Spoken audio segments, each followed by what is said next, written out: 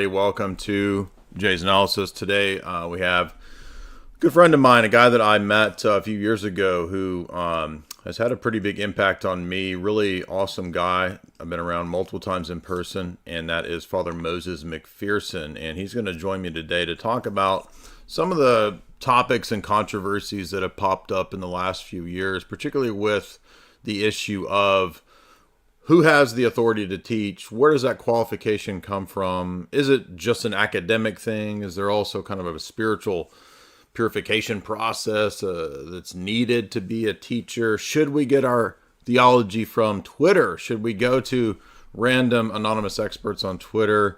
Is there a danger of creating a kind of online spurgery through thinking that orthodoxy is primarily or perhaps essentially some sort of intellectual academic thing? And Father Moses, of course, has been a priest for many years, so he has a lot of experience that he can speak to on this issue.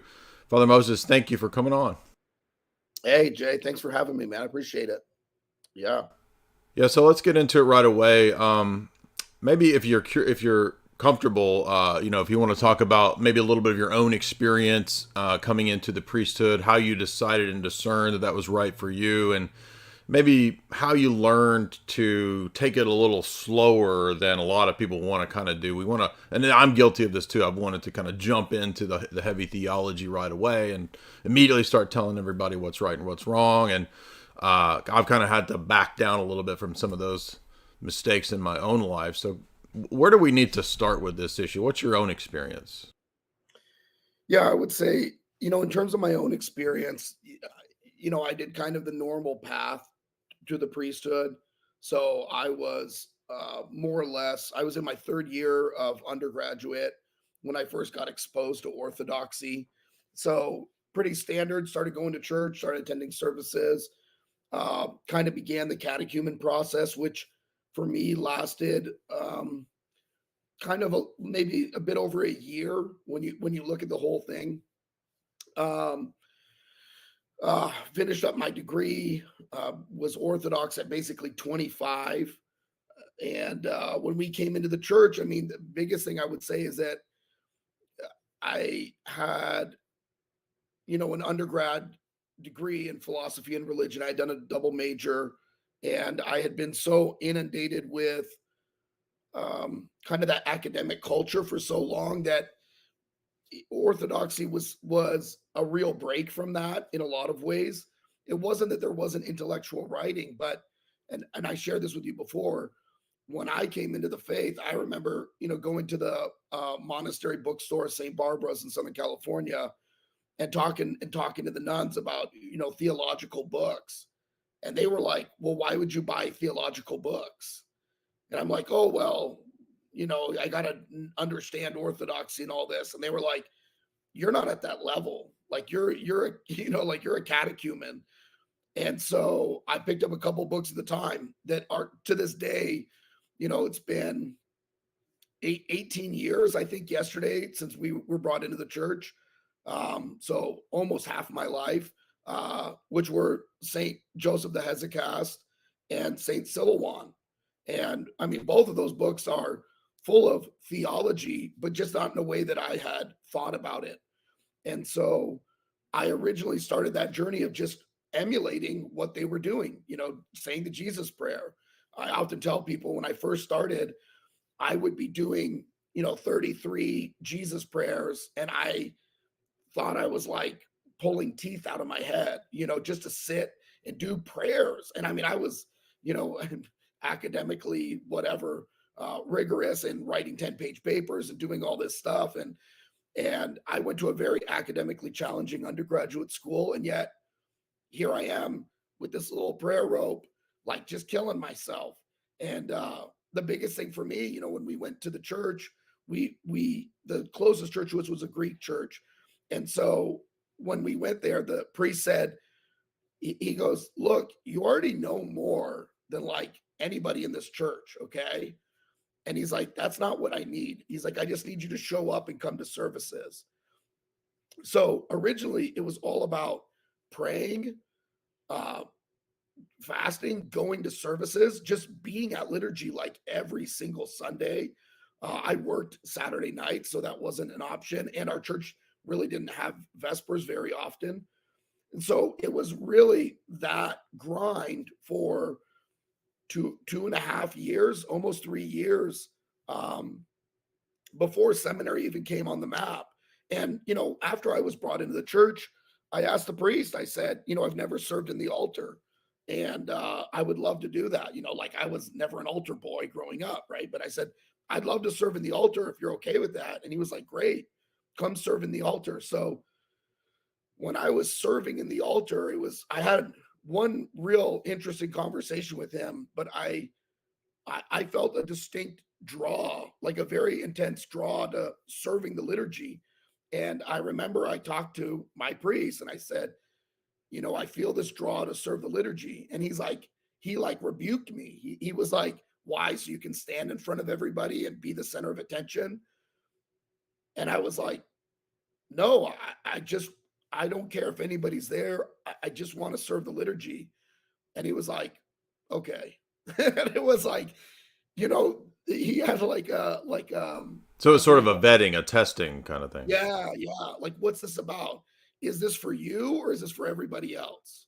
Like, where is this calling from? Because, and I'll be honest with you, a lot of times, and I've known lots of guys, obviously, who've entered the priesthood or seminary, and I hate to say it, but there's a lot of times it's a real temptation for our own selves to say, wow, this gives me meaning or this gives me purpose or whatever else. And that's not the priesthood. The priesthood isn't for you. The priesthood is for everybody else.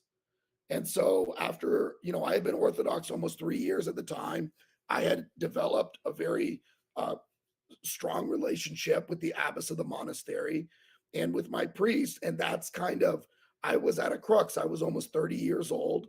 I was like 29. And I had to make a decision if I was going to go back and do an MBA or do something else, or I was going to go to seminary. I don't think being Orthodox for 3 years is sufficient. I really wish I had been Orthodox more like probably 5 years. But at the time, I had been married for almost 10 years. So it wasn't like I was a newlywed or something else, or like, I had almost 10 years of marriage because I got married young. I knew my priest very well. He knew me in and out. I had a relationship with this abbess of the monastery, and I had read enough in the fathers about the priesthood that I'll be honest with you, I really didn't want to become a priest. I actually it was a con. I remember telling somebody this years ago, and they got scandalized. And another priest told me, "Oh, you can't tell people that." I'm like, "That's the truth." I had read the Desert Fathers. I had read other saints, and they did not want to be ordained. And they didn't want to be ordained because of the judgment. And so at the time, it was other people talking to me and saying, this is like, we think that this is the direction for you. And I was like, maybe when I'm in my 40s, I would say that, like, maybe when I'm in my 40s, I'll go do this, or later on, or blah, blah, blah. And I had a series of distinct events that happened in conversations. And long story short is that it basically, was confirmed by my priest. I talked to my spiritual mother. I'm like, do I have your blessing? Is this good?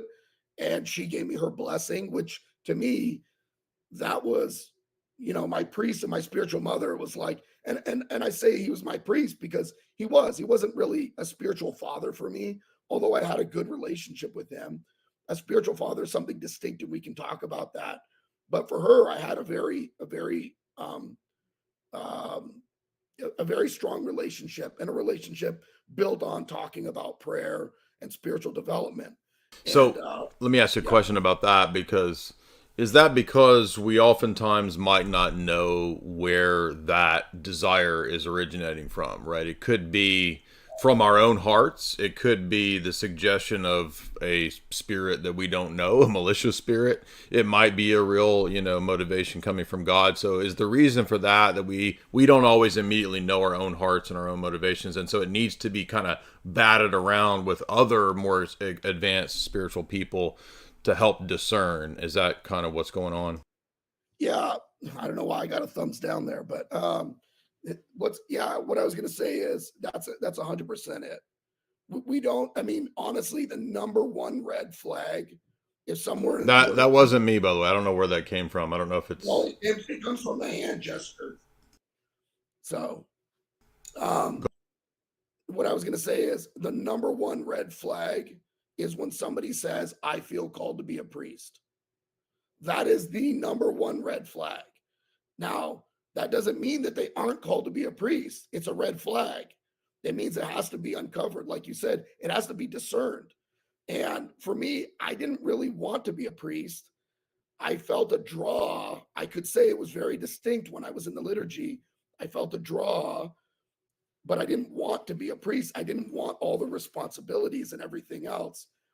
That's why the confirmation is so important. I mean, people would never, when you look at the Desert Fathers, if a Desert Father found out that they were going to make him a priest, many times they would cut off a part of their ear.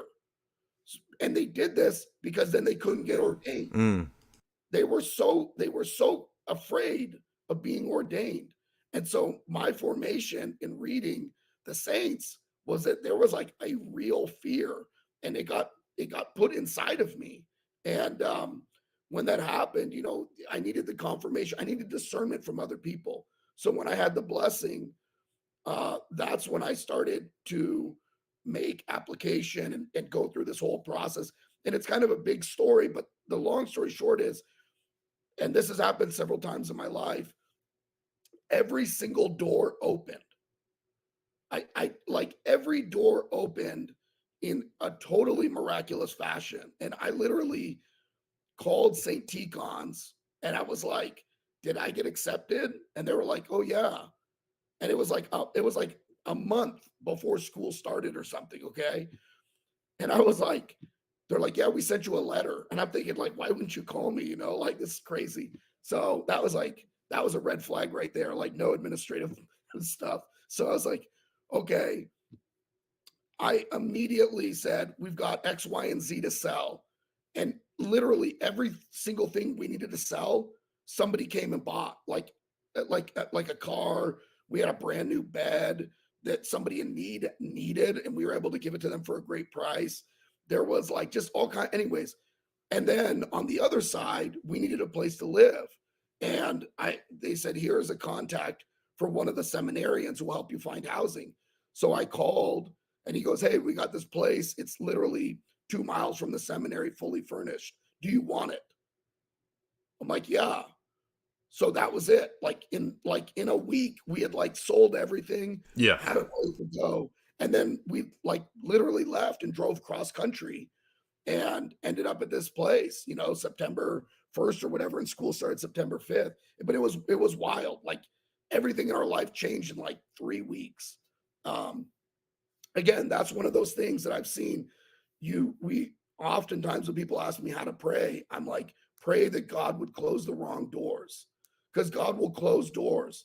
When doors open and there's like multiple doors and the seeming impossible happens, that's when you start to go, God is with this. You know what I mean?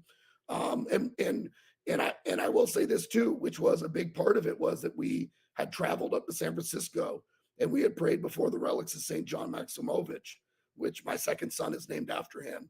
But there were so many things and so many confirmations. So we ended up there. So we've been Orthodox, for a little over 2.5 years of being in the church. So really 3.5 if you look at it with the catechism. Um, and then I was in seminary for 3 years. And, seminary, at least at St. Ticon's, was not very academically challenging. I mean, it was nothing compared to my undergraduate. I went to a Dutch Neo-Calvinist undergraduate program that was very like a European education. It was very intense. And St. Ticon's was nothing like that. But what St. Ticon's was services. And it was the first time I got to immerse myself in the life of the church that I had never done before. So I was able to go to liturgy 3 days a week and go to vigil 3-4 days a week or vespers and just be in the services all the time, praying, and then having a priest there hearing my confession. I started going to confession all the time. And the thing is that the spiritual formation was not in the classroom. The spiritual formation was really in confession and in the church. And the amount of time I spent in confession, I mean, when we first started there, I just felt like there was all this stuff coming out of me. And it was like just being in church, just the grace of being in church was like drawing out all this stuff. I honestly, there was a lot about orthodoxy that I came to realize, like, even though I thought I had read quite a bit, like I had no idea. And and it's funny because I've been a priest for 10 years. And I go, dude, what I know now after 10 years versus the first even couple years is like, seems like night and day. There's so much to read across so many different time periods and so many different cultures and different like schools of thought on things. Not that they aren't harmonious, because they are, but just they're different. They're different perspectives. Russian spirituality in some ways is very different than Greek spirituality. There are marked differences. So anyways, after 3 years of seminary, I graduated. They had my ordination. I graduated on a Saturday. They had my ordination to the diaconate for that Monday. So I was ordained on a Monday after I graduated. And it's a pretty funny story, but we went to lunch with all the bishops, and there were like, I think 3 metropolitans and 3 bishops at my ordination, because it was the big liturgy. They just kind of threw me in there. And, I'm sitting at lunch and I've got like my riasa on with the big sleeves, and I'm like trying to eat, and like, I just don't want to get noticed, and, the whole day is like very overwhelming, to become ordained. It's an overwhelming event. And then one of the bishops says, "Hey, I'm going to ordain you to the priesthood." And my bishop said, "Well, we got to get the metropolitan's blessing." And the metropolitan said, "Well, he's already graduated, so he doesn't need my blessing." And so he just turned to me and said, "I'll ordain you this Sunday." So I was like, this was like a Monday. So I was like sitting there. I had just learned how to be a deacon. Like, I had been studying. I knew nothing about being a priest liturgically, like the movements, like any. And so then I'm sitting there and I'm like eating. And then I turned to him like, just to confirm, Vladika, because like my mom will probably want to come out. I'm like, Yeah. "You're ordaining me this Sunday?" He's like, "Yeah." I'm like, "Do you know where?" He's like, "No, we'll find it." Wow. Okay, so Yeah. did you have more point there? Go ahead. No, that I was got a it. question. Yeah. So one thing you mentioned a minute ago, and this is important to this discussion, is the academic side of it, right? Because definitely the academic stuff has a place, but it can also become a kind of an idol, and it can become the replacement. Instead of knowing and trying to have a relationship with God, we can instead worship and have a relationship with this idea that we have, and that's not God. That's the idea of God. So, what is the accurate place for academics in this domain? You had a good discussion about St. Gregory Palamas, that he was chosen because he kind of had both qualities, right, of the logic and the philosophy as well as the theology.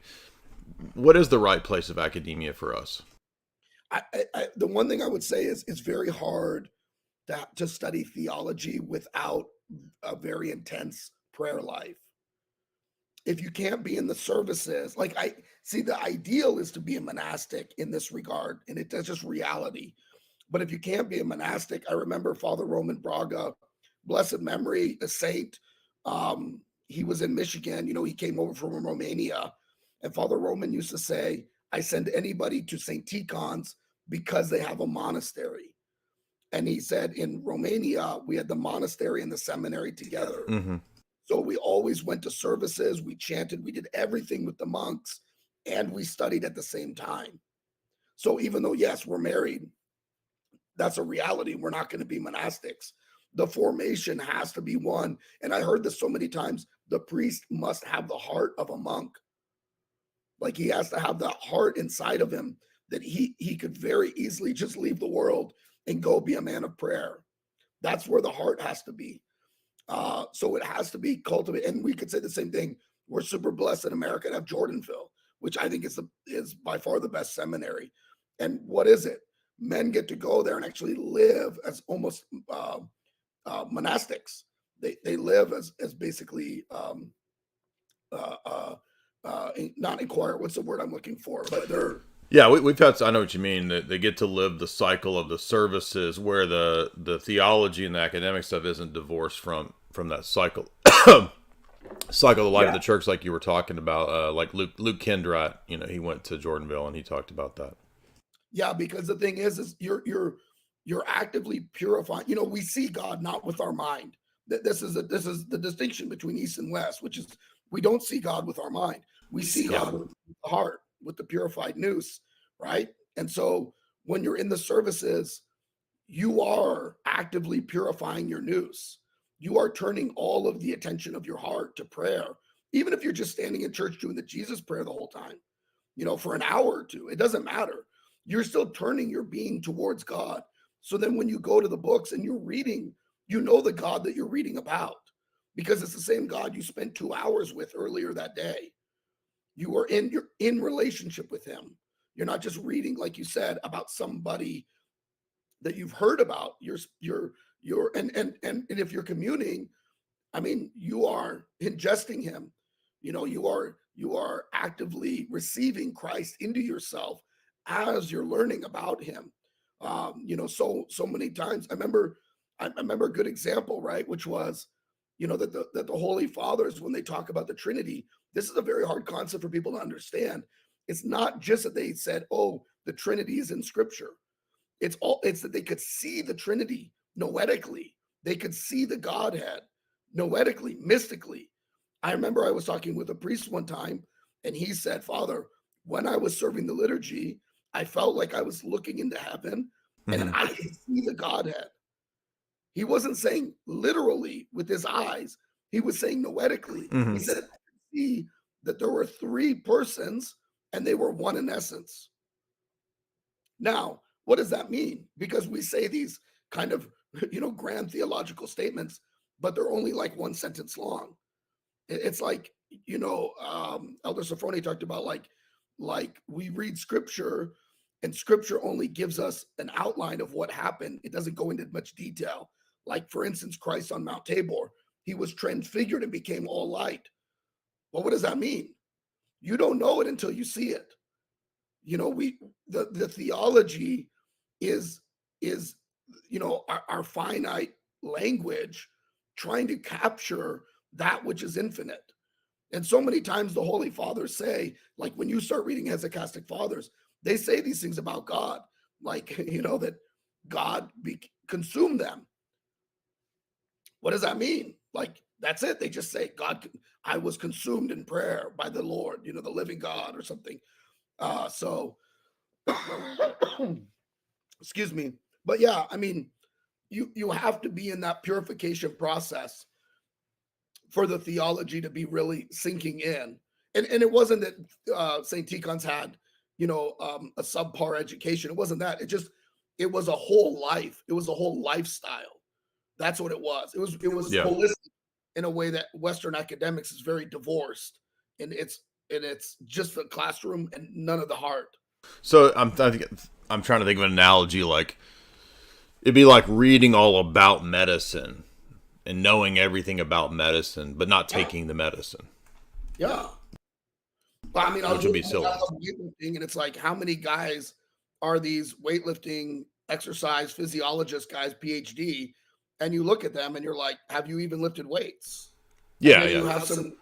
you have some guy who's huge, red face, high blood pressure, whatever else, has never been to school, like graduated high school maybe, and he can help people get strong as an ox. It's like, why? Because he has all experience, and the experience has imparted the knowledge. And maybe he's studied and read. I mean, the greatest powerlifting coach ever, Louis Simmons, he read all of these Russian texts, but I don't think he even had a college degree. I don't even know if he graduated high school, but he lived it. And then he studied at the same time that he was living it. And so he was able to hand it on. He created more work than anybody else. I mean, like, that's how anyways. Yeah. What? So, you mentioned, that so academia has a place. It can be an idol. What is that proper place when it comes to, say, a lot of good academics that are Orthodox out there that I know that do live the faith. Dr. Bo Branson or like a Dr. David Bradshaw, and they're not priests. They're professors that bring their the theology into their life and into their classroom because they specialize in certain topics. So what's that right balance for the person who's not like a priest or a deacon, even who's just a lay, but they're an academic, so to speak? Well, I mean, I think that I would draw the distinction between the fact that they're, like, we would say they're like they're professionals. You know what I mean? And so I think the distinction becomes that there are people who are lay people who think that all their problems are academic, and they're not. Their problems are really interpersonal, and their real problems in their life are spiritual. They have real spiritual problems that they need to address. But they think if they read academic books, it's going to somehow help them, and it's not. Yeah, we can Well, get like, those are friends of ours and people that we know in our circles that are professors that live their Orthodox faith out. And I'm mm, just saying that they're not priests, they're not deacons, they're lay professors. But then there's other types of people who, for example, will have no academic training at all, but then present themselves as a kind of academic expert on Twitter. And there's also people that present themselves as spiritual fathers, the elders of Twitter, right? I know there's a joke profile that says that. I'm talking about people who actually think that they're sort of spiritual guides on Twitter or something like that. So it's like two different types of error. One presenting themselves as an academic, and they're not. Another type that's an academic and openly subverts the faith, the sort of Fordham type people. And then the other people who present themselves as, oh, I don't care about academics. I'm spiritually advanced, and let me show you how I pray publicly on Twitter. It's different flavors is what I'm getting at here. yeah. So we're talking about the two errors. One of them is people who are guru types, and the other ones that are academic types. Would that be fair? I mean, that's what Right, you're saying. but what I'm saying is that there are certain people in our spheres of orthodoxy online that don't have any credentials or a blessing or approval at all, and they fall into two camps. One camp says that they're just gurus and they don't need the intellectual stuff. Another camp is intellectuals who might Oh, be, and then they say, well, I don't need any of the I don't care what the church says. I'm an academic. So I'm just saying different sort of flavors of a similar problem at root. yeah. I mean, and I think you already said, which is it's self-appointed, right? It's somebody who, when we peel back the layers of the onion, it's just ego. It's just egotism. So in your mind, what are the key? Well, like what are the red flags? I guess is what we should look out for here. What red flags would you say? Because some people, let me give you an example. That's a common objection or question that I hear. I'm in another country where there's not a lot of orthodoxy. Maybe I'm in a Roman Catholic country, so I don't have easy access to Orthodox people. I'm online. I see all these different people talking about orthodoxy. How do I know who's right without kind of looking at, and so are there red flags we could look for kind of like maybe this is somebody to avoid?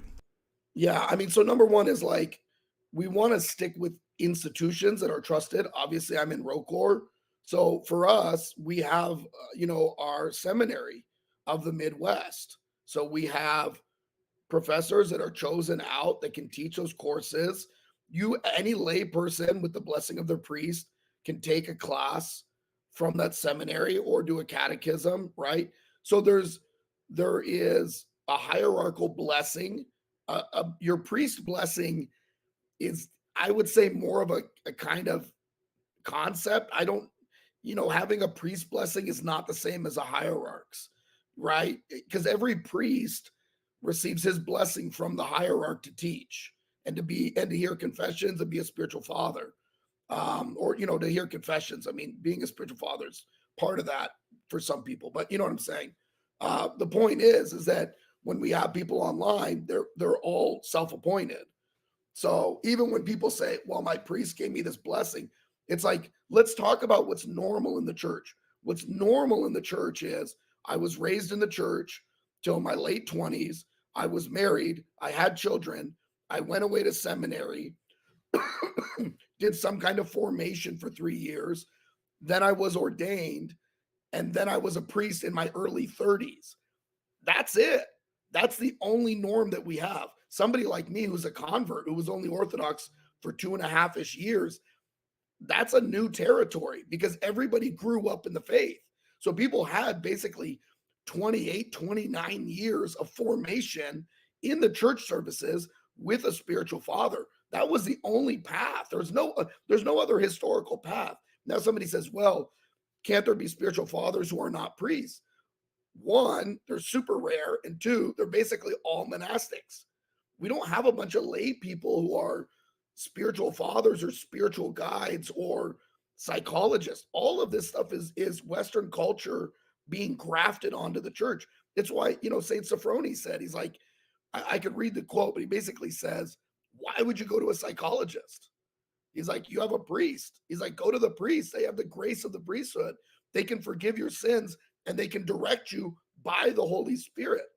So the idea that somebody who doesn't have ordination, doesn't have a formation, and has only been Orthodox for, sub 5 years or something, is qualified in any way to guide anyone else's life is completely foreign. There we go. Yeah, I think that's the essence of it. So sort of like when you say formation, this is both the spiritual purification process, learning to pray, and at least some degree of theological education, which includes academia. So it's like, it's just not separating these parts and having a part of it, right?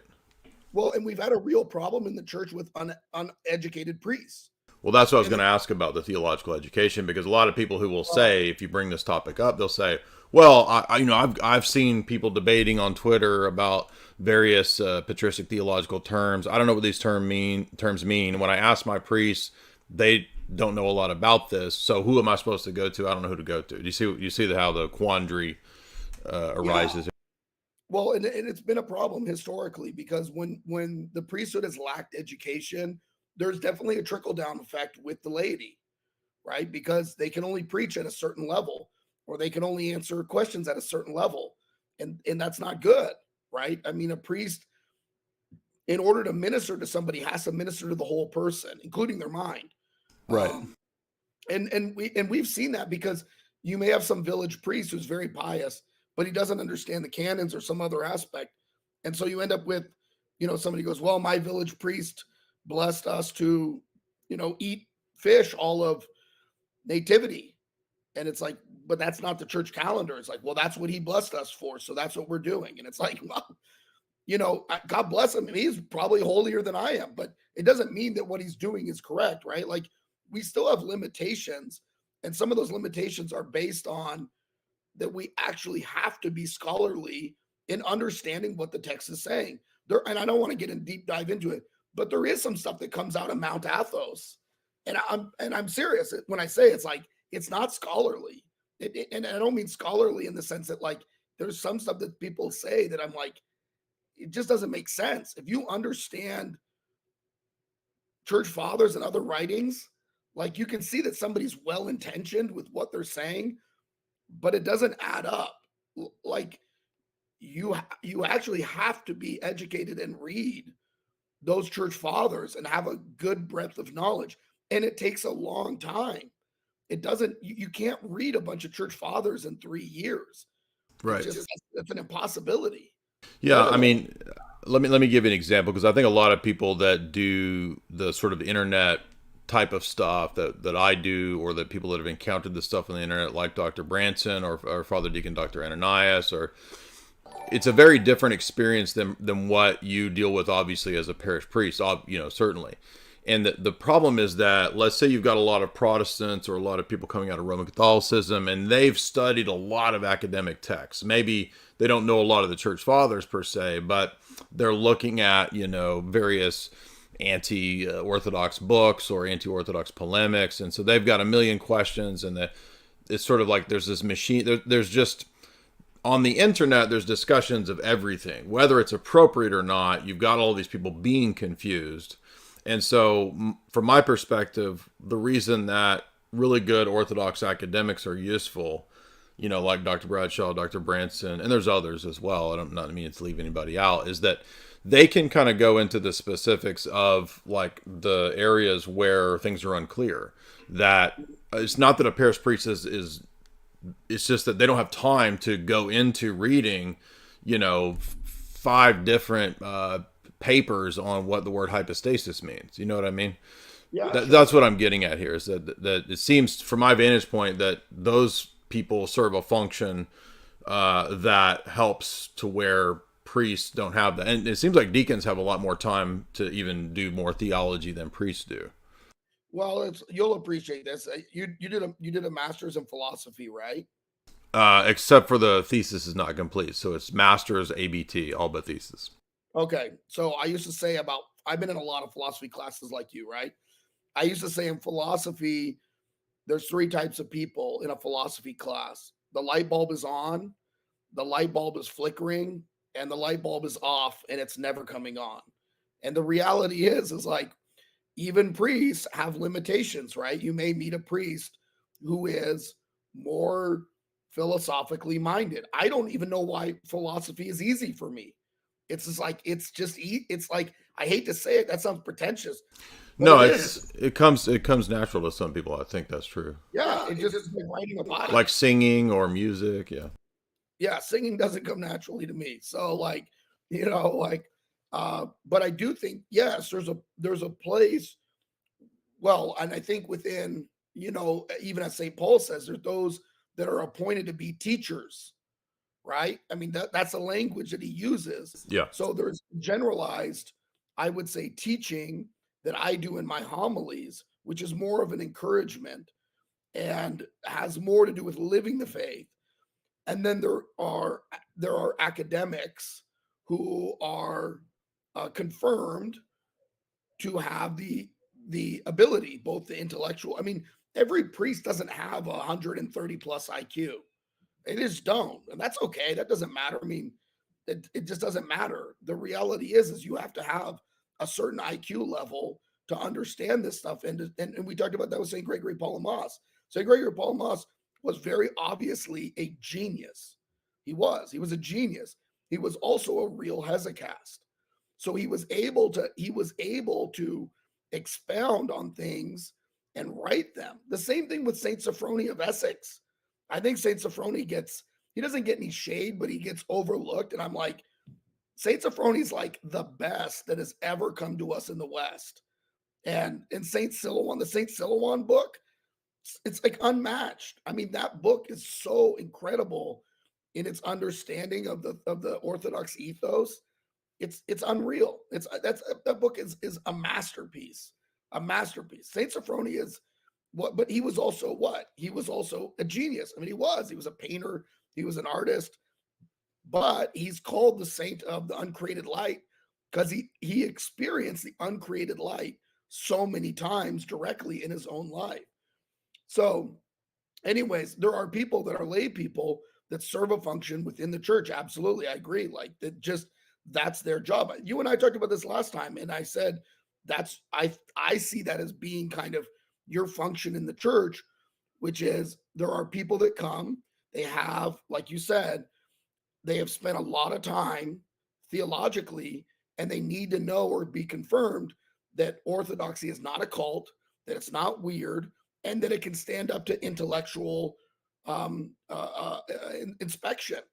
And so they do need to find people who are able to answer. Like my Greek priest, when I first came to the church, I went to him and I asked him questions about things. And he's like, listen, I was never Protestant. He's like, I have no idea what you're asking me. And then Yeah, right. he goes, go up to the converts up at the Antiochian church in Santa Barbara. He's like, they could probably, Really? yeah. That's funny. He was honest about it. He was humble about it, So, yeah. So the norm then is that there's this sort of accepted process by which a person becomes a true life coach, which is really a priest. And that's through the process of being kind of vetted, being, you know, confessing to a confessor, the confessor seeing where you're coming from, seeing whether this desire, this motivation is a passing fad, whether whether it's coming from the right place. Time kind of is typically what, bears these things out. And then not just reading a lot, but making sure that, this is the life that you're actually trying to live, struggling to live, right? I mean, so, and you were saying something like the norm was in the past many years. We're talking about for priesthood here, not for a person to be converted, but for, so let me ask it this way. Let's say a person's a new convert. We have a lot of inquirers, catechumens, new converts. They say, but look, Father, I've got all these family members, they're Protestants, they're Roman Catholics, they're atheists. They're always asking me all these questions. Are you telling me that as a catechumen, a convert, I shouldn't reply and I shouldn't give them answers? Or like, how long do I need to do, to be Orthodox before I can start, because that's the common response that we get, is that kind of a question. But you're saying that's different, though, for a person who feels like I am called to priesthood, which should be, again, after many years, 5 years, would you say, of being Orthodox, you can start maybe asking that question if that's what you feel that God might be leading you to, or like, I know there's not a formula of the years, but what I'm saying is that, you've been Orthodox for a long time. We're dealing with a lot of people who are brand new and they've got a million questions and they're saying, well, what's right for me as a catechumen or a new convert? Yeah, so if you want, I'll give you some of the parameters that I look for if I were to recommend somebody for the priesthood. So number one is I would want them to be, we just put out a thing, our bishop just put out a thing that said basically he's not ordaining anyone to the diaconate that hasn't been Orthodox for at least 6 years. So that's our diocese-wide policy, which is, I think, very wise and built off of a lot of, history. What are the things I'm looking for? Number one, good spiritual life. A person who loves to pray, fast, is, very devoted in their heart to Christ, like has a real desire to know Christ. It doesn't mean that they have to have mystical experience. It's better if they don't. It's better if they just are solid. I just want grinders. I don't want gurus. I just want people who are grinders. Number two, and this is especially important for men, that they have a history of sexual purity. That is absolutely like number two on the list. They have to have many years of sexual purity because, number one, we're all always going to be tempted by that. Every single man is always going to be tempted by that. And two, if there's a weakness there, the devil's going to exploit it because everything becomes harder once you become a priest. It doesn't become easier. You know what I mean? So that's number two. Number three, and along with this, which is, do you have a healthy marriage? Does your wife love and respect you? I mean, these are all St. Paul's criteria, right? Does your wife respect you? Does she love you? Does she honor you? Are you a good father? Are you a good provider? Are you spiritually mature? Are you a benefit to the parish? Do you come to the parish to help, to work, to serve, to give? You know what I mean? The last thing we need are spiritual people. If I see somebody with a 300 knot prayer rope, it's like, or a ponytail, save me from the ponytails. Like it's LARPing. It's LARPing. Like so many times. Well, what if my ponytail has nothing to do with my orthodoxy? Because there's a guy that called in and he said, your beard isn't long enough, so I'm questioning whether you're even a man. And I was like, you know what? I'll affirm it. Like my hair has nothing to do with being Orthodox. It was a request from Jamie because she likes long hair, and my beard is not very long. So I just conceded to the guy the other night. I was like, okay, I'm not Orthodox. Fine. I don't have a very long beard, so I'm not Orthodox. I'll take it. It's fine. I mean, what? Yeah, I think that like it's when people start to identify the external. It's the externals being the sign of like, oh, I'm really Orthodox. How do I know? Well, I have a title in my name from a monastery that calls me this, or I have this, Show up to church wearing all black, yeah, with a 300 knot prayer rope, a terrible beard that's like unkept, and super long hair, which lay people are not blessed to have long hair, ponytails, right? Like St. Paul says this in the early canons of the church, right? And it's like, why? Because it's like it's not for men. The priests are given it as an exception. But even if you go back and look at the icons of like Chrysostom and Paul and others, they all had short hair. that was actually the norm. The thing today with long hair really comes more out of the Russian church, or people who are like playing monastic, like I'm wearing all black to every service. I can't wear any other colors. You know what I mean? I only listen to Orthodox chant in my car. I can't, you know what I mean? Like, I'll tell you a funny story. I got picked up, Father Zachariah Lynch, right? Yeah. Yeah. So we were in seminary together. We would do construction together. Father Zachariah is a great guy. And he picked me up in his minivan. And I get in, and the music starts like, doom, doom. And I'm like, oh, for who the bell tolls. Like, I thought it was Metallica. And then it was like, Gospodi, boy. It was like this chanting started. Yeah. And I was like, oh, maybe we're listening to different things. But I mean, the point is like when orthodoxy becomes your identity, that's where it's problematic. My identity is in Christ. He's a real person. He's a person. He's the God man. That's where my identity is. My identity is in being loved by Jesus Christ. That is what defines me. I am an Orthodox Christian. I am in the church. That is true. I am a priest. All of those are true. But my identity is that I'm loved by Christ. If I lose everything tomorrow, I'm still Christ. And that's all that matters. And if we start to fix our eyes on the externals of like, and also like what I'm not, like when people are like, oh, I'm not Protestant. It's like, what kind of pretentiousness is that? Like, oh, I'm not Roman Catholic. It's like, I understand that they're heretical sects, but you don't define yourself by what you're not. You have to have a positive sense of who you are. You know what I mean? And we should have compassion. We should have compassion on those people, not pretentiousness. Like like we're so much better than all of them. Like that's such nonsense. Anyways, like, is the church perfect? Yes. Are those heretical sects? Yes. Is pretentiousness a sin? Absolutely. We should have humility. Well, this is the message of when we have the reading of the Samaritan woman, right? Because the Samaritans were the schismatics, and the Pharisees were like, well, I'm too good to help that person out. They're cursed because they're schismatics. And then the Good Samaritan is the one who shows mercy, even though that person was, outside of the fold. So absolutely. Yeah.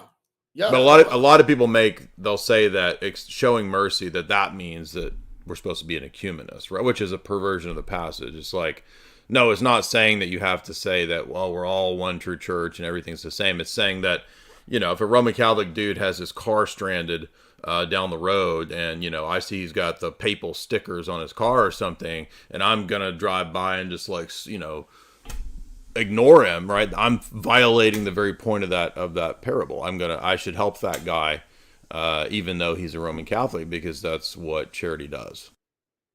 Yeah, we need to be, we need to be humans.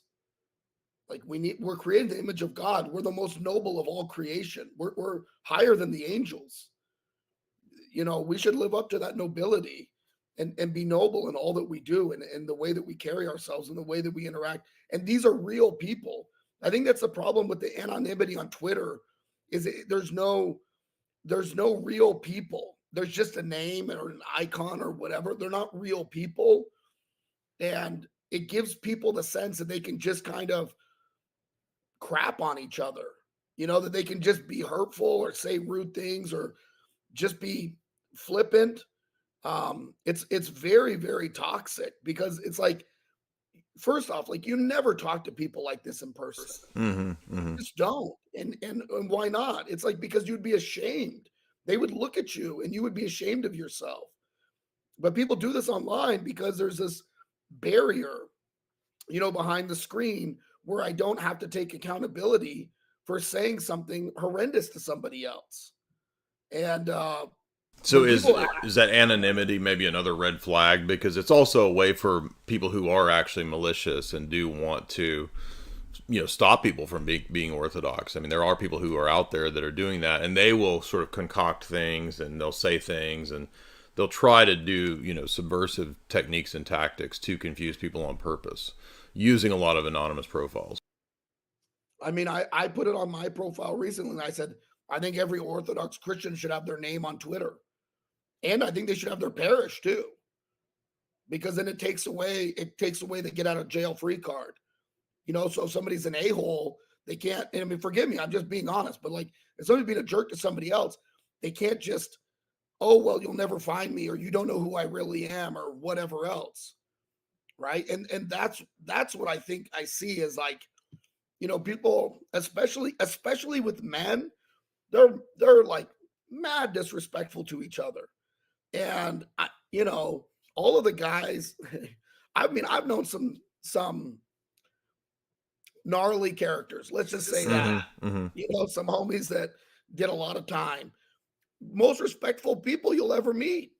Why? Because they know that if it goes south, they're gonna have to stab you. Yeah, in the real world, you can't be just randomly disrespectful without. I mean, because there's consequences to that. So it allows this pseudo world, this pseudo reality where people are kind of letting their nastiness come out because they're not like you said, not accountable. And the excuse is, well, you're going to dox me. Well, no, saying if you're going to be publicly trying to teach and tell people what Orthodox theology is and this kind of stuff, there's no such thing as doing that without being accountable, right? Exactly. There's none of that. There's no self-appointed. If you're doing it and you're self-appointed, you shouldn't be doing it anyways. And if you have to hide, like I don't get to hide as a priest, why would lay people get to hide? You know what I mean? Like, why would they get to hide behind the anonymity and a lack of repercussions? And I mean that because especially you see this with the males, which is like it's a very catty feminine energy. Yeah, exactly. You know what I mean? They're like scratching each other and they're like shrieking and saying nasty, mean things to each other. It's like, listen, men don't talk like this. Real men don't articulate to each other in this manner, because if you do that in person, it's going to get escalated. And we all know there's only one way to solve it once it gets escalated. That's why people hold their tongue when they're in person, because they know that it's like it could go south. That's not good. And it doesn't show the nobility of orthodoxy, these, kind of screeching, feminist energy, catty, out the side of your mouth, passive aggressive comments. None of that is like, wow, orthodoxy. It's like, it's so manly. Like all the guys act like chicks. So, and do you think that the root of that is probably multiple, the culture in general, guys being feminized, not having outlets like, I know you're a big you're into weightlifting, you're a power lifter. Guys are missing real masculinity in the culture ultimately. And I think, yeah, and they're missing, we don't really have brotherhoods. We don't have brotherhood. Like my church, I'm very blessed. Like we have a brotherhood. We just went and blessed the waters. It's like 40 degrees out, which is crazy for Texas, and then plus wind chill. But we probably had 15 guys jump in the cold water together. Right. And everybody's, doing this. It's like, why? Because it's like, we're men. It is part of being Orthodox. We want to get in there. We want to challenge ourselves. Yeah. We want to do something hard. I'm very blessed because I got a lot of guys at my church that are of, a similar ethos in that regard. And that's healthy. But, there's certainly churches where the male atmosphere is lacking, to say the least. I think the big problem is the height of manliness is to love Christ, because that means you've overcome your inclinations as a man to deify yourself. Literally, the hardest thing for a man to do is to love Christ. Women's spiritual baseline is so much higher than men, and women's inclination is so much more natural. So we lose that idea when we think it's like manliness is something else. It's not. It's that's what it is. Manliness is loving Christ. If I meet a guy who's 5'8", 125 pounds, and I have a sense he loves Christ, that's a man. Now I'm going to encourage him to gain 50 pounds because, if he wants to have a family, he needs to be able to take care of and defend them. But the core there is manliness. And yeah, a lot of times in parishes, we're just we're missing good, strong brotherhoods. And that's the thing. What do men like to do? We like to do stuff together. We don't need it. We don't need a book study. We don't need to hang out and talk about our feelings or something else. We need to renovate the church. We need to jackhammer up the Yeah, floor. we had a good time at my parish. All the guys just got together, and basically, when we expanded the parish, all the guys just hung out by like moving all the stuff. We took us like 3 hours to move stuff, and it was like a guy time. Yeah, well, I mean, we've renovated like multiple aspects of our church all together as the brotherhood. This Sunday, we're going to build a new cross out front. So, I mean, but yeah, you got to have stuff. And then we go, like, we do an annual men's retreat where we go and we cook brisket and shoot guns and just hang out together and shoot tannerite and whatever else. Like, just being men together. We don't have to. I think there's a kind of this idea like it's all got to be. I don't know, like you know what I mean, emotionally bonding or something. Men Yeah, bond. yeah, exactly. Now, and this is an honest question. I'm not trying to, Yeah. because some people will say, but don't the canons not allow for that kind of stuff? Like, what if somebody says priests can't shoot guns? And I'm not accusing you. I'm saying people will say these kinds of things, like, oh, you can't do that as a priest. That's not allowable. What do you think about that? Well, technically the can. I mean, yeah. So technically the canons don't say that the priest can't shoot guns. What the canons say is that if you shoot somebody with the gun, Hmm. then you're not a priest anymore. But even that's a gray area if you go to the Serbian. That's what I was going to ask, because I've heard of stories where that doesn't line up. Well, the Serbians are crazy. So and they don't say that because it's true. They're crazy. But I remember talking with a Serbian priest, and I was like, Father Roddy, I'm like, how is it? When they had that internal whatever, war conflict, I'm like, how is it that the Serbian priest fought? And he goes, well, we just figure if the other guy has a gun and you have a gun, it's equal. So he's like, Okay. all the priests, they would shoot at people that were also shooting at them. And when it was all over, they put their guns down and then they went back to the priesthood. So, Yeah. but that's the Serbians. They're marching to their own drum. Well, that's another question that comes up a lot too, which is that one mistake we've seen over the years, just in my experience, the last 5 or 6 years, is that you'll get guys that convert. Maybe they're 18, 19, 20. They're very, very super zealous, which in itself is not a bad thing. But then they'll start reading the rudder, and then they'll decide that it's their job to try to interpret the rudder and tell everybody what they're doing wrong, misinterpreting ancient canons. What's the problem with this? Why can't a convert or a catechumen immediately start trying to apply the canons? Yeah, I mean, really, we only have, strictly speaking, we only have one person in the church who really can do that, and we all know that's the ecumenical patriarch. No, I'm just kidding. We only have No, it's we actually only have, Pope Francis, right? He's the only one that can do it, right? we only have bishops. Bishops are the only one. They're the final authority on the canons. Now in practical day-to-day life, the application of the canons is often decided by the priest. But they do that with the knowledge of what their bishop wants. And also, if they have a question, they have to defer to their bishop. Somebody comes to me and says, I want the exorcism prayers read over me. I have to have a blessing from the bishop. I have to go up the chain of command. So the idea that anybody other than the clergy is wielding the canons is complete nonsense. It's ludicrous. Yeah, it's ludicrous. It's insane.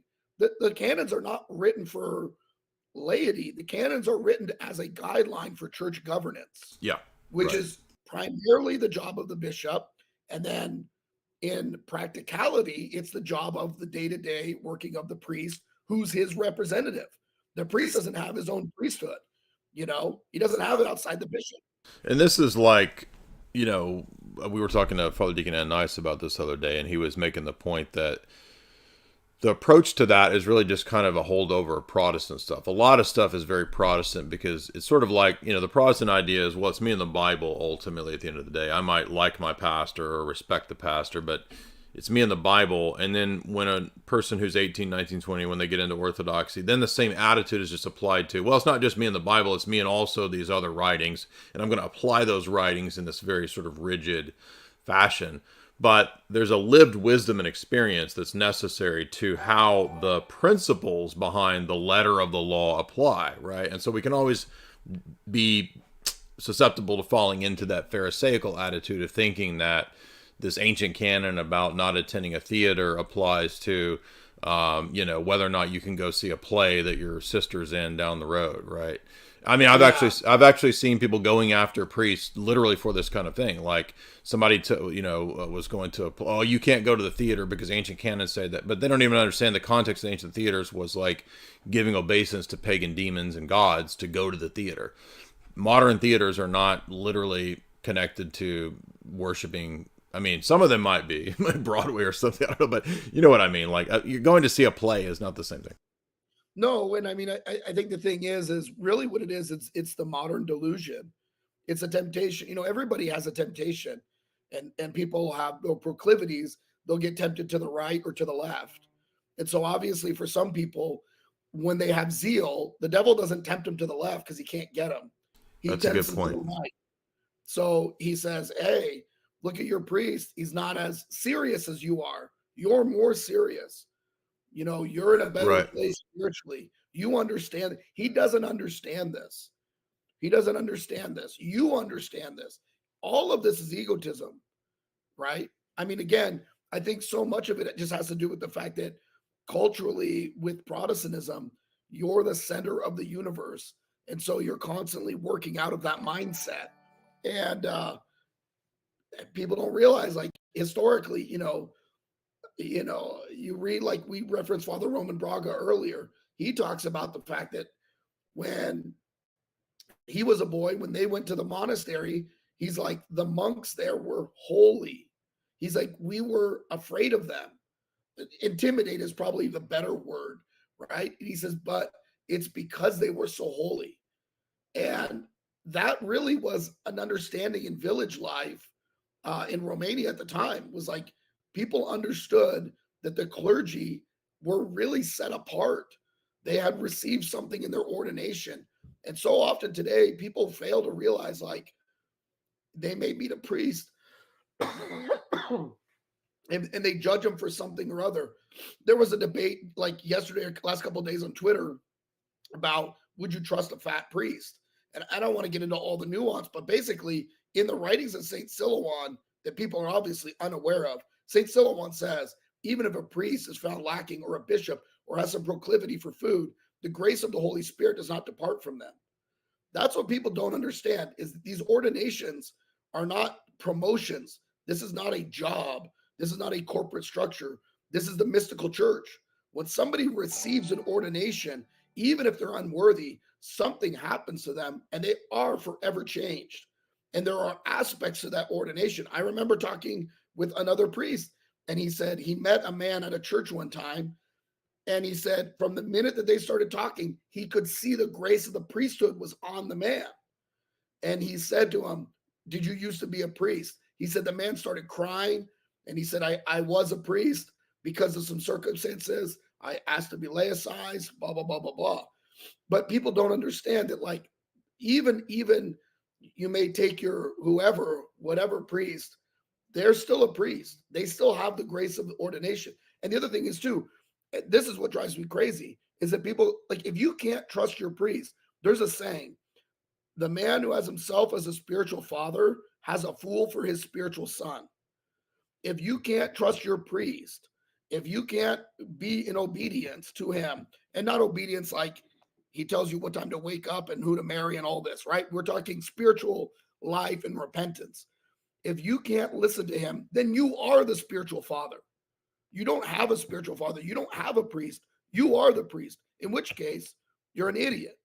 You're better off leaving your parish and finding a priest that you can listen to.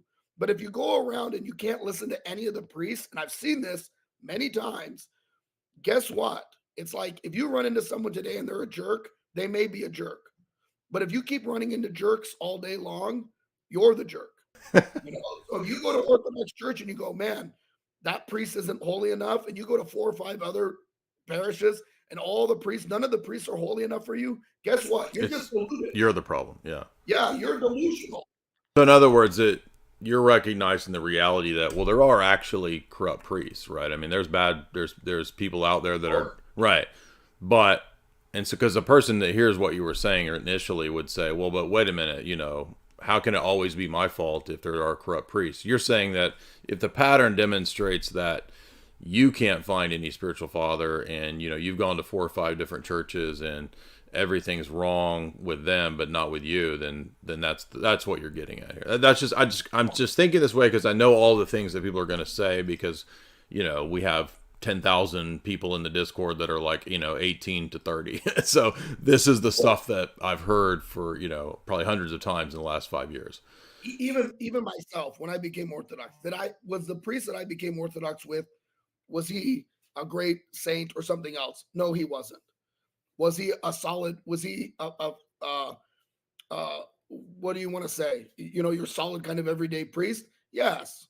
Do I agree with him on everything? No, I don't. I'm in Rocor. He's in the GOA. You can figure out. We're not going to see eye to eye on everything.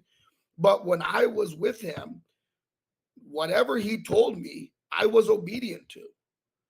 And I knew it because I had read St. Joseph the Hesychast. And St. Joseph said, it's not what you do, it's that you're obedient. So, did I have the strictest fasting? No, I didn't. But was I obedient? Yes, I was obedient. When he said, do this or do that, or you need to do this, I would do it. And guess what? The reality was the grace of God worked through it and moved me right in a direction. In the direction that you needed to be. Yeah. I mean, I found that same thing. Like, I persevered and eventually found a good spiritual father. I didn't find one right away. Like, it took me a while. You may go your whole life without finding a spiritual father. There was some saint that I read recently. It was Elder what's his name? Elder Thaddeus. I think he said something like, I've never had a spiritual father. He's a saint. He said, I never had a spiritual father. But I guarantee you, you read his book, he was obedient to everyone who was in charge of him his whole life. Having a spiritual father, that's a different conversation. That's rare, but being obedient on our end and being humble is easy. I can guarantee you, when you go to your priest and you're fighting with your wife all the time, and then you go to your priest and you argue with him about what book you should be reading, he's not wrong when he tells you, stop trying to read mystical theology and go read a book by Chrysostom on marriage, because you're not going to go to hell because your theology is incomplete. You're going to go to hell because, you have problems with your wife. And he sees that and knows that. And people often are trying to divorce, like, oh, well, I'm really into spiritual stuff. I'm into this, I'm into that. It's like, no, you have bad relationships or you have bad character. That's not your problem. Your problem is not these things. But the delusion, right? The delusion of man is that he can't see himself clearly. And so he downplays his weaknesses and upplays his strengths. And he's like, you don't understand, Father. I'm really smart. Well, you may be smart, but you're going to go to hell. Like, it's like, you need to listen. You need to listen. You need to repair relationships. You need to forgive people. Like, those are the things that a person actually has to work on in order to attain the kingdom of heaven. And so often, that's that delusional thinking where I'm really the spiritual father, not the priest. I'm really the spiritual father because I'm constantly second guessing everything that he says. It's nonsense. It's super dangerous. If you can't listen to your priest, you got to go find another priest. Like, you just do, because it's going to be danger for you to be guiding and directing your own soul, or reading the saints and trying to direct your soul is even more dangerous. Yeah.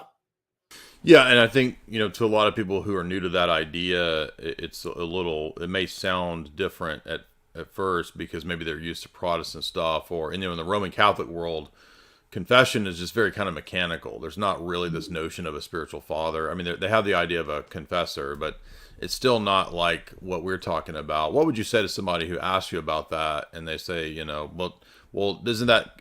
Are you telling me to shut my brain off and just kind of become, because you said you're against guruism, but it sounds like you're telling me to shut my brain off and just do whatever they say. And how do I know that, it's not a corrupt person or something like that who's going to, because you hear these kind of horror stories of people who had really bad experiences in Orthodox churches. I had one when I was coming in. It almost turned me off. But so, what's your advice to how do we balance out that kind of tough Yeah. dilemma there? I think number one is like a good spiritual father is going to direct you on prayer, fasting, and God willing, your relationships. They're not going to talk about every detail of your life, your job, this, that, Okay. blah, what car you should buy. That's not normal. That's not healthy. That's number one. Number two is who is their spiritual father? That's I always ask that question. Who is the person's spiritual father? So when you ask a priest, who's your spiritual father? Who do you confess to? That they can tell you, oh, I confess to so and so. That's another one that's very important. Number three, simple things like, do they have a good marriage? You know what I mean? Do they have a good marriage? Do they have a wife that loves and respects them? When you see the two of them together, is there harmony between the two of them? Is there love? Do you see other people? Do other people respect the priest? Right.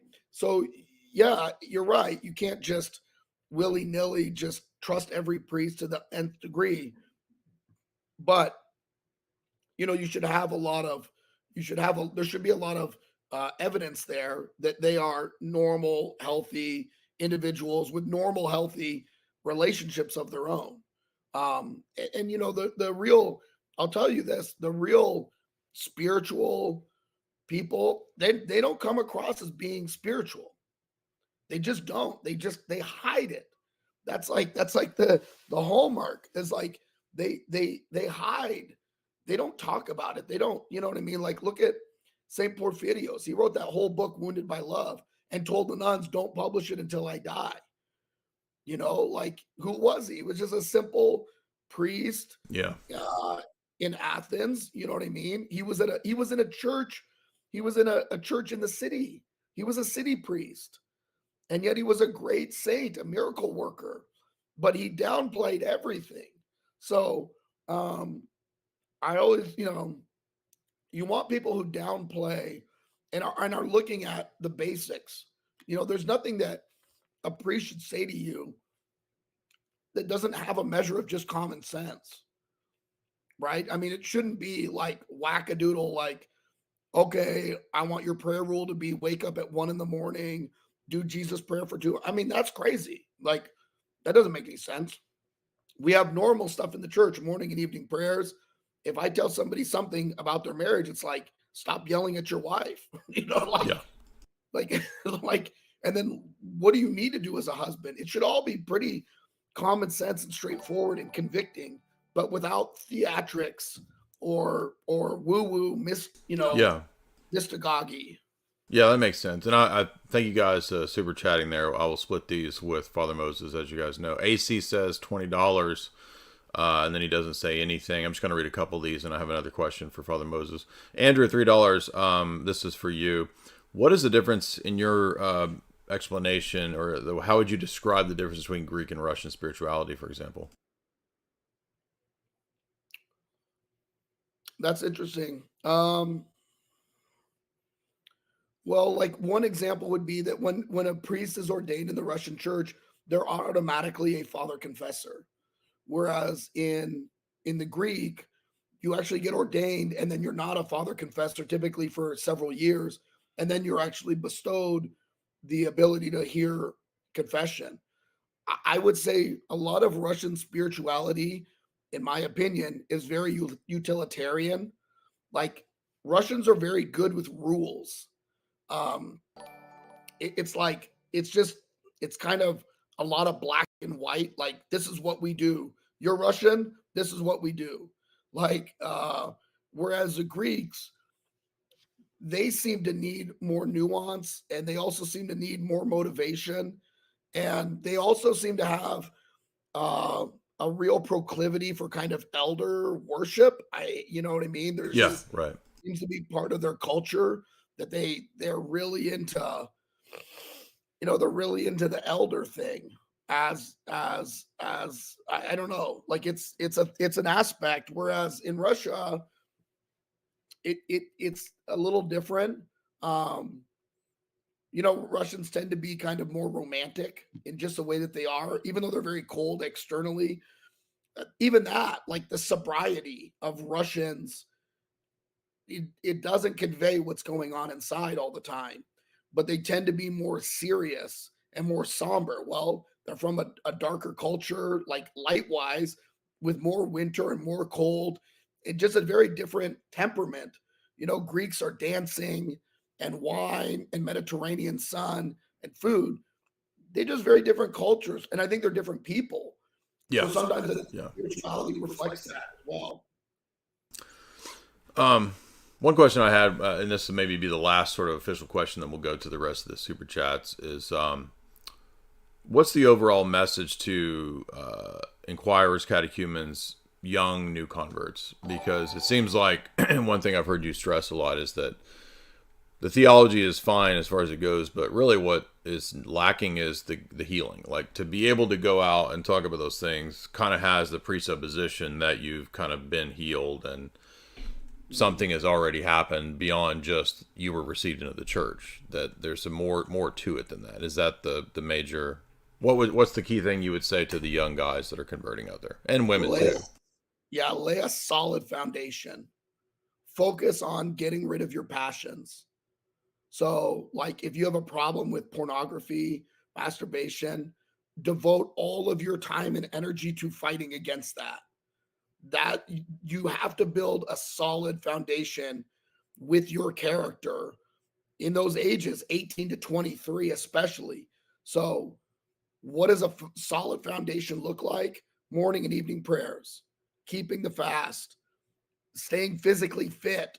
You don't have to be a power lifter, you don't have to be elite. None of that's important, but just being fit, being somebody who can do something, right? If somebody needs their tire changed, you can do it. So just stay fit. Be a help, be a servant at your church. Just tell your priest if you need something, right? Because you don't have any kids, you don't have a wife, you don't have children. Tell your priest if you need something done, you tell me. You need me to run something somewhere, you need me to take care of something, fix something at the church, I'm your guy. Just be a servant. That's the big one, because people often think, that there's like, you're like ascending Mount Tabor at the beginning of your journey, and you're not. I was watching probably the best jujitsu coach of all time, John Danaher, talking to somebody the other day, and he said, your whole job in jujitsu, basically for the first few years, is just to learn defense so that no one can impose their will on you. He goes, then after that is like marked out, which that's like 5 to 6 years. He goes, then we're going to teach you how to impose your will. And people forget, you don't become a world-class anything without a solid foundation. So just prayers, fasting. If the church doors are open, you don't have a wife, you don't have kids, you don't have a commitment, you're in church, you're praying, you're just solid.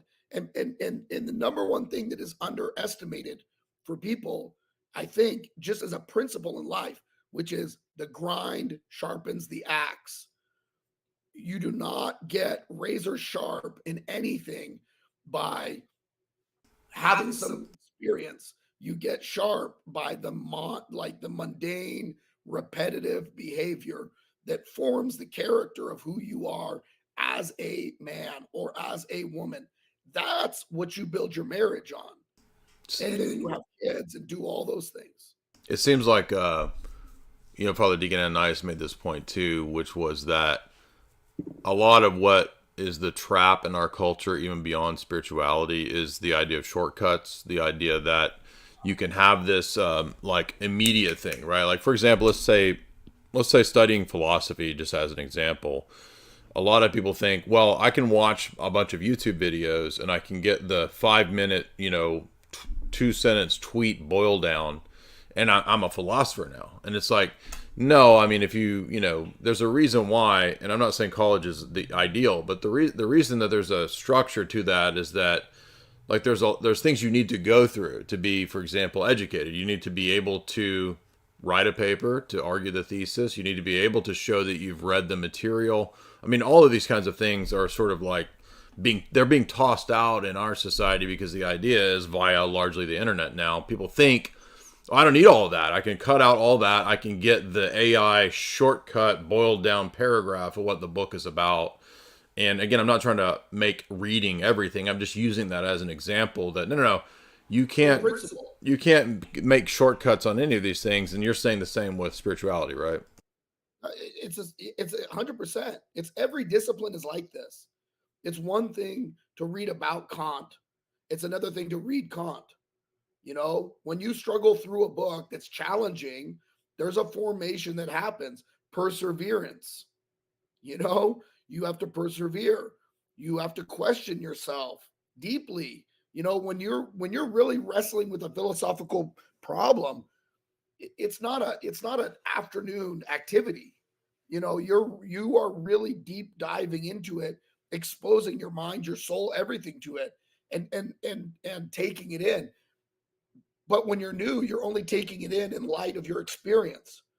Whereas, like you said, even in philosophy, we have a progression, even when we study philosophy, so that we understand what the later philosophers were building on Right. and even arguing against. That's why we teach it in that fashion, so that you can understand when you come to a 300 or 400 level course. Oh, I get it. It's there. He's making an argument against, this, that, the other. And he's trying to take us somewhere new. I get it now because I have the whole story. But Exactly. like you said, that's like 3 years. That's like 3, 4 years of study. Nobody comes, there's that saying of 10,000 hours, right? Which is Yeah, which is exactly. 10 years or whatever, right? Mastery. There's no way around it. It literally is just, it just is what it is. I mean, there's like, if a guy comes to the gym and he benches 200 pounds and he gets 30% better every year, well, that means next year he's benching 230 pounds. You know how far he is from 400 pounds? Like 5 or 6 more years. Oh wow, yeah, yeah. I was going to ask you about weightlifting, as that's probably an even easier example than studying Yeah. philosophy. I mean, like easy shortcut, like oh, why don't I just take steroids and then I'll have to do all this stuff, right? I mean, isn't that an easy example of bypassing like the normal, hard work?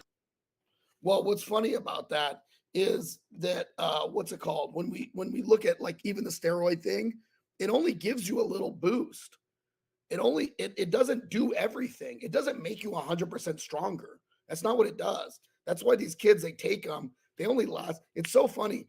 The biggest difference between long-term athletes and short-term is the short-term guys take steroids, get a little bump, usually get a gang of side effects and other things that they weren't expecting because it's super hard on your endocrine system, depending on how much you take.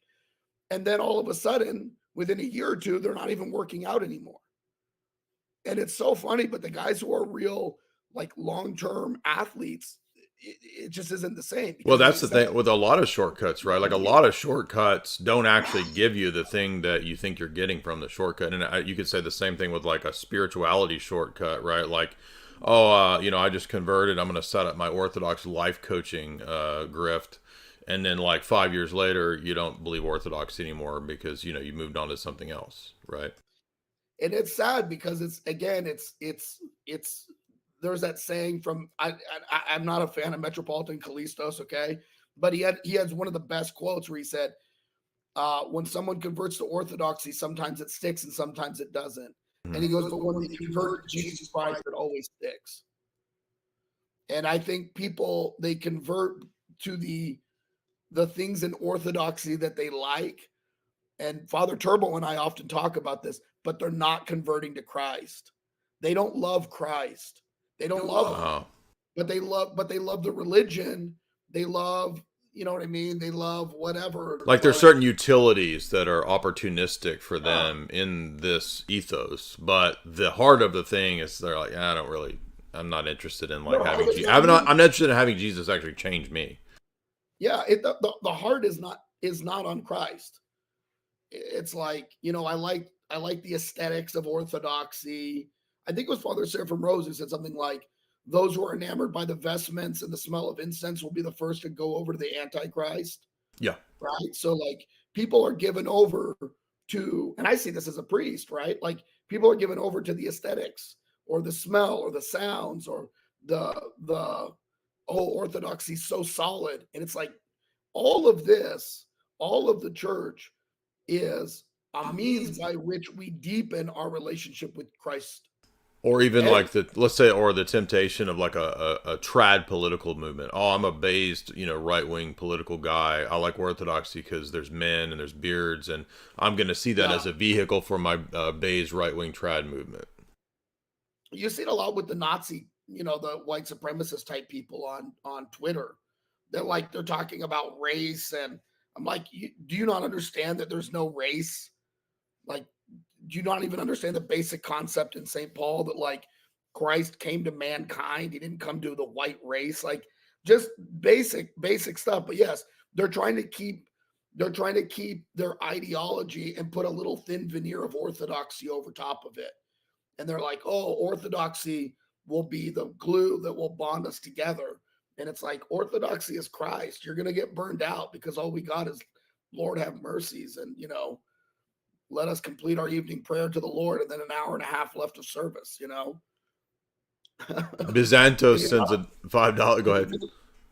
no, I was just gonna say, if you're not there to pray, it gets repetitive, and if you're not there for Christ, if you're not there to be in communion with Him, you're going to get burned out because that's all we have. I mean, we don't have anything else. We're not selling a product or an ideology or an idea.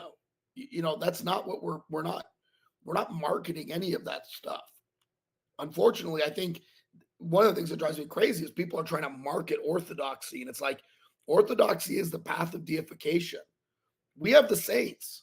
If you want to know why orthodoxy is real, read the saints. If the saints are real, orthodoxy is real. That's it. Because there's nothing in the saints that you're going to read about in Catholicism or Protestantism. They don't have any saints. Yeah. Saints Seraphim of Torah.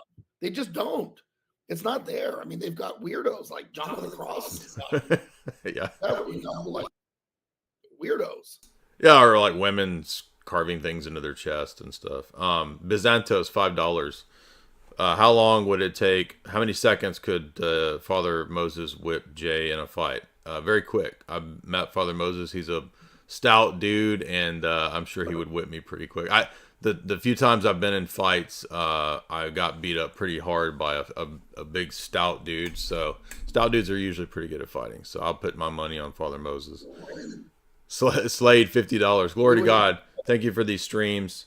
Jay, thank you, Father Moses, for your spiritual advice today. Thank you, Slade. Slade says again for $10. What if I already had hair, a beard, and I was always wearing black before coming Orthodox? I think he's making a joke there, but I don't think Father Moses' point is that you can't wear black. I think he's saying like, if you're choosing to wear these things to signify to everybody, oh, everyone look at me, I'm over here praying, and look how visually Orthodox I am, and look at me praying on Twitter. That drives me crazy. People praying on Twitter publicly, it's just bizarre to me. Jesus says, right, Sermon on the Mount, don't go out there like the Pharisees on the corner, with dirt on your face to show everybody that you're fasting. And forgive me, but I think it's even weird when people are like on Twitter, like, pray for me, I'm feeling sad. Yeah. It's like, what is like, I don't know. Like, it's just, I don't know. It's very strange to me. Like bizarre. Yeah. It's like, I don't know what that is. I don't know what I got to think about that, but it's like there's no decorum or propriety. Yeah. Propriety. Like, okay, you're feeling sad. We all feel sad. I mean, that happens to all of us. Like, I don't know. Like, it'd be weird if I like texted my parish, like, hey, everybody, pray for me. I'm feeling overwhelmed today. I mean, like, it'd be weird. Like, I don't know. Anyways, it's the spiritual life is internal, and people are making it an external show. There we go. That's it. Performative. It's a performative thing. It's performative. And it's like, yeah, oh, I'm being vulnerable. Somebody posted recently on Twitter, like, I'm weeping a lot when I pray. And I was like, well, those tears are going to stop because the grace of the Holy Spirit, like, doesn't come with showboating. Exactly. proclamation, or like, then maybe that person had some real taste of grace. But I'm like, it's going to end because everything that the Holy Spirit does is very modest and hidden and secret and eternal. It's not, Yeah, you don't, it's that still small voice. It's not like the thunder and the lightning and the explosions, right? yeah. Even a priest, I mean, even a priest technically is like not supposed to weep when you're serving. Like, and he's not supposed to. Like, does it ever happen? Maybe. But the point is like you're supposed to keep your spiritual life hidden. Mm-hmm. You know, holy, you keep it hidden. Yeah, You don't, it's no different than like giving alms so that you see everybody. You yeah, know, I mean, it'd be like remember that remember Ed McMahon, the Publishers Clearinghouse. He would come with a big giant check, right? Imagine like bringing that into the church and like you go up to the offering, the tithe, and you put. Like, well, like you have a church where they have an icon, it'll be like donated by, you know, the Smith family. yeah. And you're like, wow, it's like it's on the icon. It's like, well, I don't need to know that. You know what I mean? Like, I don't know. Like Yeah. there's some, yeah, it's not. It's, or there's there's churches where they'll like paint the donors like in iconographic form without the Oh wow, halos. I didn't know that. I've seen that before. Again, it's like super weird. Like you're like in the narthex, so when you come in, it's like they're there. It's just Yeah, that's bizarre. odd. Living Orthodox, shout out to Father Mikhail. He has a great channel. $2.22. Thank you for this talk, Father Moses and Jay. The love of Christ is hard to attain. However, it is the manliest thing that a man can do. I will share this video of my parishioners here in Alberta, Canada. Thank you very much, Father Mikhail. American Squidward, $1. This is a great stream. God bless you both. What's the best book you ever read in your entire life? Well, for me, the Bible is, I mean, even though that's might not be appropriate, I mean, that sounds Protestant. The Bible is still, to me, the most effective in the history of my whole life. So for me, the Bible, do you have a really important book for you, Father Moses? Now I feel bad if I don't say the Bible, man. No, I mean, it could be anything. Eat, Pray, Love. Is it Eat, Pray, Love? uh, I would say the book that probably had the biggest impact on me was the original Elder Joseph the Hezekiah's book, written by Elder Joseph of Ottopedi. Um, it's a white cover. They reprinted it recently. I could show you it, but that book just, I don't know. There's just so much about that book, and I think too, like you have nostalgia and you have things that you read at a certain time, and that book Yeah. had a profound impact on me. And so, let me ask you this, Jay, Yeah. of equal importance. What's your favorite James Bond movie? Um, they all have unique kind of elements of revelation about how things really happen. I mean, they're all kind of in the same domain of goofy but revelatory. I think as movies, as like productions, the first couple Sean Connery installments are really good, and I think the Daniel Craig ones overall were just as movies are really good. But for the most part, like all the Roger Moore ones are really stupid. So yeah, I don't really have a favorite one, but I think maybe the most revelatory for how corrupt supra international organizations work would be probably something like maybe Spectre or something like that. The Daniel Craig one. Yeah. Good question. Screeching Goobler, $3. Hello, gentlemen. What advice would you give about how bold we should be when another person brings up a question relating to spiritual advice? Specifically in the case that we are in danger of causing them here spiritual harm. So I'll just let you answer that. What happens if we have neighbors, friends, family that ask us as laity for spiritual advice? What's the most appropriate way to go about that? Yeah, I mean, hold on a second. Somebody tripped the fire alarm in my house, so there we go. And this is like once, I think this went off yesterday too. It's cooking. The I mean, I just reference people to go talk to the priest. Like Yeah. I see that ask Orthodox a question or whatever on Facebook. There's a group on there, and it's like just it's all lay people giving 5 different opinions on stuff, and you're like, just go talk to a priest. Yeah, I don't know You just why does everybody why do all the lady want to give spiritual advice? I don't get. Is it I don't know. Maybe it's a way to feel like, oh, this is what is it just in a delusion or spiritual immaturity? Like, why is everybody wanting to do? I don't even understand what the desire is to. Like, you got young guys that go on Twitter and they're telling married couples like what is appropriate in the bedroom via ancient canons, and it's like, this is just crazy to me. Yeah, I mean, I think you hit the nail on the head. I think it's a lot of delusion, like people trying to police. It's policing, and that's what's weird about it. Is like, you know what I mean? You're not a police officer.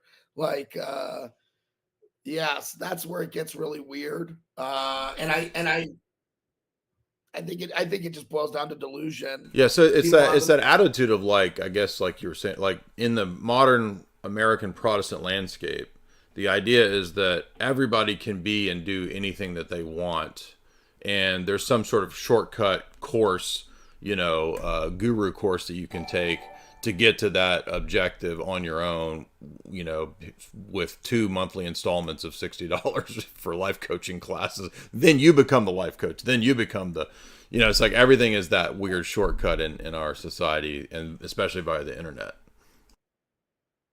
Well, and also, I mean, I think people like they'll have an answer from their priest, and they'll go, "Oh, my priest says Oh, this." yeah, yeah. You know what I mean? So everybody needs to know that, it's like somebody says, I don't know, can I drink whey protein during Lent? It's like my priest says absolutely not. Yeah. And it's like, you may be 20 years old and and work a job and are fine. I may have somebody comes to me who's 30 is like, Father, I can't afford vegan protein. I may bless him. Two different people. It's not because I think whey protein is acceptable during Lent. I just may have a situation where I got to work with somebody. You know what I'm saying? Yeah, And right. so it's a completely different. Our advice is very it's not generic, and I think that's the problem too. Is everybody thinks it's like a one size fits Yeah, all. one And size it's fits not. all. Yeah.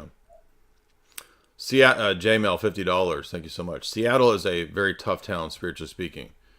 I would like to shout out Father Photios Dumont of the St. Dimitri Parish, Abbot Trifon, in this city. They are theologians and father confessors. If you are looking for someone, we are very blessed to have them here. Thank you for that, JML. Appreciate that. Banjo, $10. How would you respond to evangelicals who have these unwitting delusions? They're constantly ascribing meaningful things, their messages from God, to their dreams, their events in their life. Everything is about prophecy, end times, this kind of stuff. What would you say about the evangelical tendency towards those kinds of delusions? It's hard to get somebody out of it, especially because I don't know. I used to be evangelical, right? So like, what's the number one thing? Is somebody goes, I feel, right? So there's this nebulous sense. There's nothing concrete. Ironically, the Holy Spirit always agrees with you. So it's like, man, I'm Right, really, yeah. it's like it's like the lotto numbers are correct 100% Yeah. of the time. Um, it's hard. I mean, that's the sort of stuff I would talk to somebody about is like, do you ever feel the Holy Spirit disagreeing with you? Like maybe just even take an approach like that. Yeah. In my experience, we're told not to trust our feelings. How about that? You give somebody a counter view. Yeah, like, We're ask the question, like, well, how would you know when it's the Holy Spirit or when it might be you or your deceptive, inclinations? What if you eat too much kung pao chicken and it's just indigestion? How do you know it's not the indigestion? Right. Not, you know what I mean? Well, I mean, yeah, like what you eat, that can give you really weird dreams, right? I get really, like, if I eat popcorn, I don't eat popcorn very much, but if I do, I get a really weird dream at night. So, like, I wouldn't conclude that, oh, that's God speaking to me in the dream because I ate popcorn. It's more likely the popcorn. Justin, $20. This is always great to hear from Father Moses. Thank you, Justin. Chase Haggard, $3. Thank you, Father Moses. Do you think that it is a red flag if a layperson tries to teach without any clerical oversight or accountability? For example, I see many people online saying crazy things, and then when asked about their blessing to teach, they don't really typically respond. Thank you. Yeah, we've talked about this a number of times, but yeah, I mean, it's a huge red flag. I mean, again, remember, most blessing is from the bishop. For a ministry to exist, it should have a bishop. I mean, I know that like Father Ananias is really good about that. He's got a whole board that's all priests. You got to have oversight from the clergy. But yes, I mean, somebody on Twitter who has 15,000 followers is calling all the bishops to repentance, and that we all need to unify and create one jurisdiction or something. Yeah. And it's like, there's no nuance. I could just talk about that for 30 minutes, but yeah, that type of these people with hard opinions, no experience, unordained, a lot of times not even married. Like, they don't even know what it's like to be married or Right. even have kids.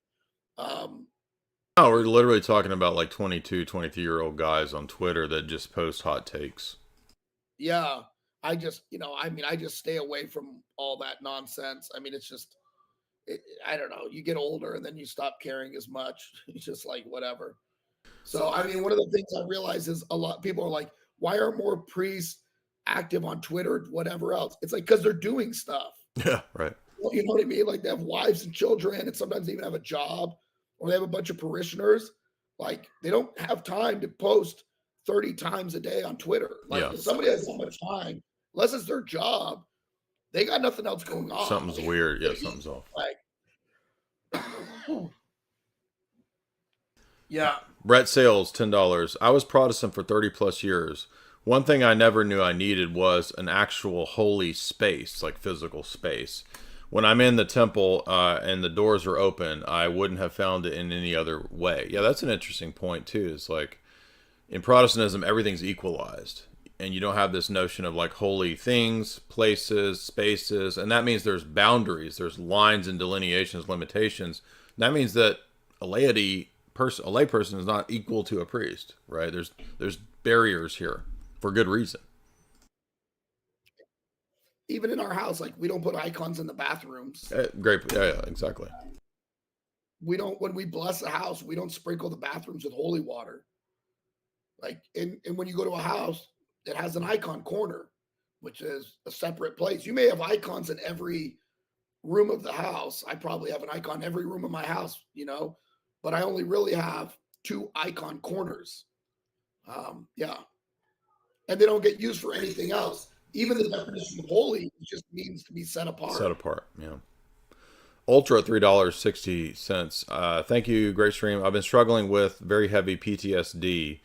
This kind of conversation helps me move forward. Yeah, that's great. I don't know a lot about PTSD. Father Moses, I don't know if you have any insight on that. I have too much personal experience with it. Well, then you're the perfect person. Yeah, I mean, if you struggle with PTSD, I recommend, I don't always say this, but like, really, you got to try to find somebody who's gone through some stuff and is able to kind of guide you and talk to you. And your normal parish priest is going to be able to help you to degrees, but you may need more intensive with a more intense spiritual father in order to get help with that. It's just a reality. It's like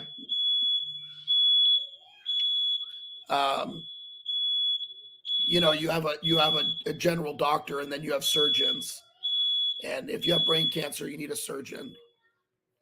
So yeah, that's what I would recommend, is try to find somebody who can really guide and direct you with prayer and fasting on how to overcome those thoughts and to be separated from the thoughts. So yeah. Truly God's Son, $5. I come from a non-denominational Christian Protestant background. I've been visiting an Orthodox church the last few weeks. I am unsure if I'm missing a feeling in the presence of the Holy Spirit during the liturgy. Should I be expecting feelings, I think is what the person's asking. No. It's a lot better if you don't. It's really good. It's really good to just show up and pray and just be present. And I was talking with the Anglican priest about this recently. And I told him I never felt I was called to orthodoxy.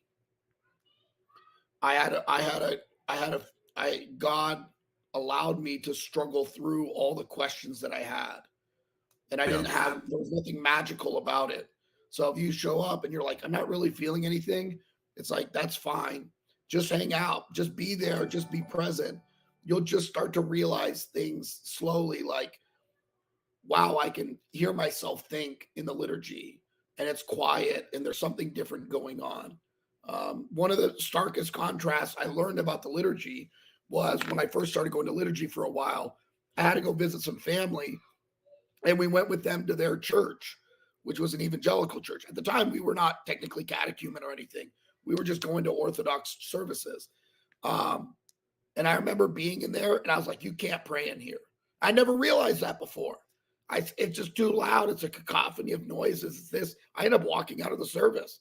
I was like, who can pray here? But I Hmm. didn't know. I only knew it because I had been going to Orthodox church for a period of time. So I would say just hunker down and give it some time and just, you'll be fine. LH $10. I'm a current catechumen at St. Elias Orthodox Church in Austin. I would love to come visit your church. I don't know if you want to tell people where you're at, or if you, I mean, Oh, yeah. So we're in Georgetown, Texas. We're just north of Austin. So more than welcome. If you're a catechumen, more than welcome to come visit. We have vigil on Saturday nights at 5 and liturgy on Sunday mornings at 9:30. And then if you check our schedule, we usually basically have one weekday liturgy every week as well. Typically Fridays. This week we had today because of St. Xenia. But yeah.